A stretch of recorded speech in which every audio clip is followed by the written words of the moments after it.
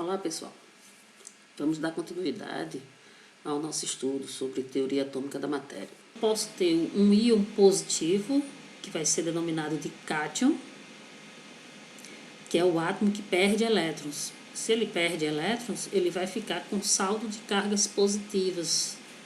Então eu tenho, por exemplo, um átomo que tem 3 prótons, e aí no estado neutro ele teria 3 elétrons. Como ele perdeu um elétron, ele vai ficar com 2 elétrons. Então o saldo de carga aqui vai dar mais 1.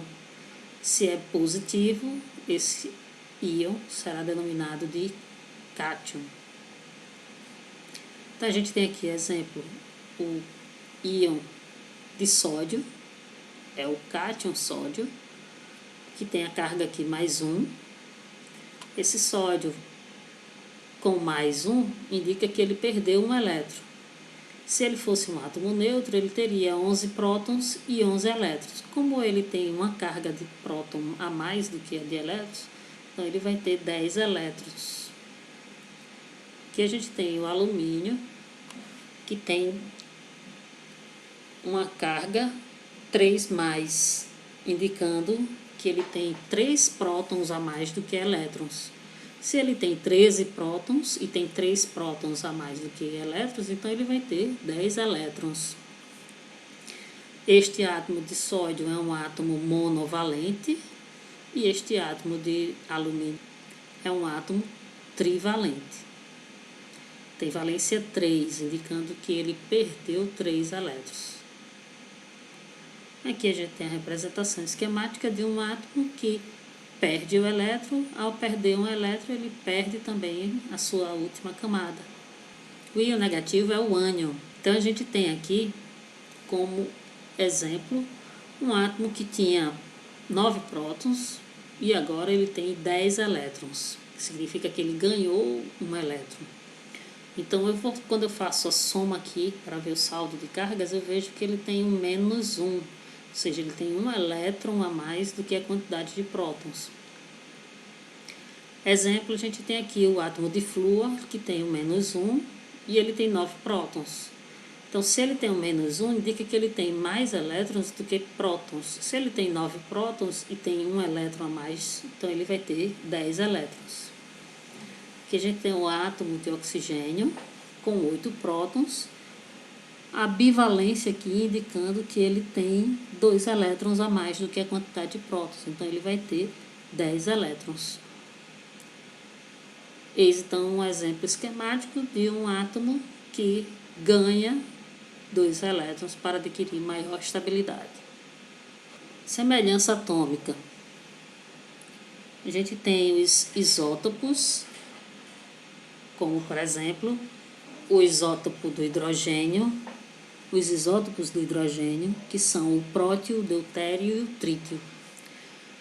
O prótio, ele é caracterizado por apresentar uma única partícula no núcleo, que é o próton. O deutério, ele tem a característica de apresentar um próton e um nêutron. Então, ele vai apresentar uma massa, um número de massa igual a 2. E o trítio, ele vai apresentar um próton e 2 nêutrons, ou seja, ele vai apresentar massa igual a 3.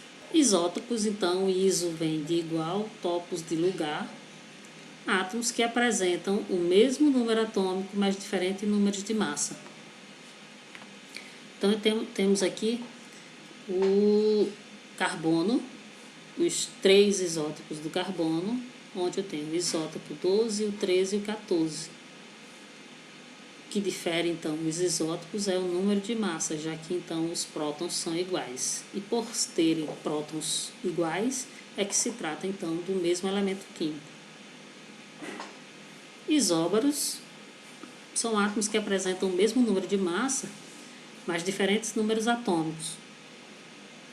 Como exemplo, a gente tem o cálcio e o argônio, que tem número de massa igual a 40, porém eles têm diferentes números atômicos. O cálcio tem número atômico 20 e o argônio 18. Essa diferente número de prótons, de número atômico, é que indica que serem elementos químicos diferentes. Isótonos são átomos que apresentam o mesmo número de nêutrons, mas diferentes números atômicos e de massa.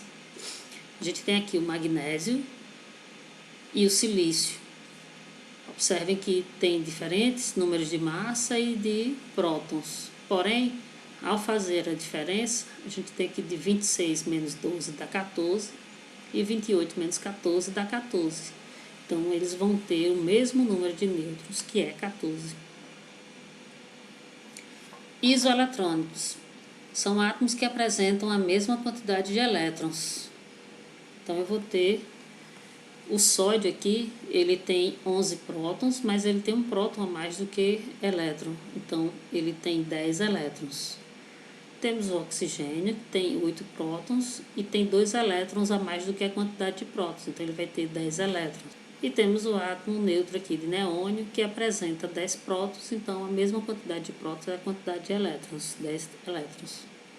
Como os três apresentam 10 elétrons, então a gente vai ter 3 átomos isoeletrônicos.